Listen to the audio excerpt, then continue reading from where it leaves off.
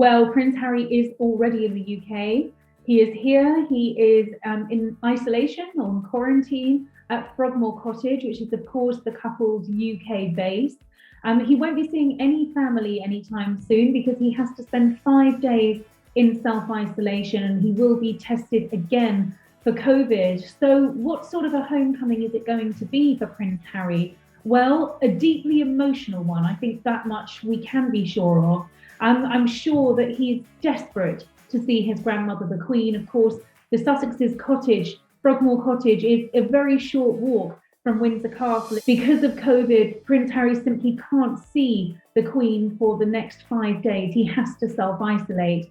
But of course, given what has happened and what the Queen is going through, I would imagine that she is probably the first person he will want to see as soon as he's been given the all clear. Prince Harry was incredibly close to his grandfather. They were soldiers. They shared a love of the military. And I think you can just tell from the tone of Harry's statement, in which he pays such a warm tribute to his grandfather, just how much he loved him. So this is someone who has always been a really important part of his life, and someone who, up until very recently, he was in regular touch with. I mean, he told James Corden how he would speak with his grandfather on Zoom. Does the Queen know how to use a Zoom? Yes. Both my grandparents do. This is crazy. We've Zoomed them a few times. They've seen Archie running around. But my grandfather, instead of pressing leave meeting, yes, he just goes. Like all members of the royal family, will really be missing him right now. I'm told he is, of course, as you would expect, very upset, missing his grandfather, but also relieved to be here in the UK and happy to be here and looking forward to being reunited with his family. It's going to be an emotional reunion, and he hasn't seen his family for over a year now. So I think many people are thinking there is a silver lining in all of this, that finally there will be a family reunion. Of course, leaving behind his heavily pregnant wife, it isn't what he wanted to do.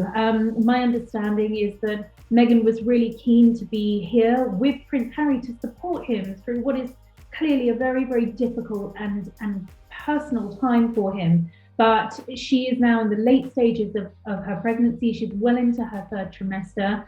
She's 39 as well. And, that comes with certain risks attached to it. She doesn't want to take any risks. And for that reason, and on the advice of her physician, she was told to stay behind. So I think, of course, it's a difficult journey for Prince Harry to make on his own. And she would have loved to have been there to support him. But they are putting her health, the health of their unborn baby first, and Prince Harry has come over to the UK alone. Prince Philip requested that his coffin was taken to St George's Chapel in a Land Rover that he helped to design, and we understand that just as they walked behind Diana's coffin at her funeral, Prince Charles, Prince William and Prince Harry will walk behind Prince Philip's coffin in what is going to be a very moving final farewell to the Duke.